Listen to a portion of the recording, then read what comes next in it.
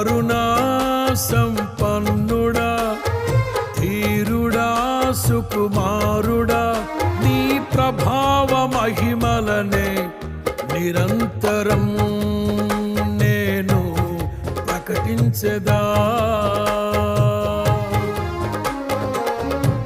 నా పైన ప్రేమ చూపించి నా కొరకు త్యాగమైతివే నా యేసయ్యా. సాత్వికుడా, నీ కోసమే నా జీవితం, నీ కోసమే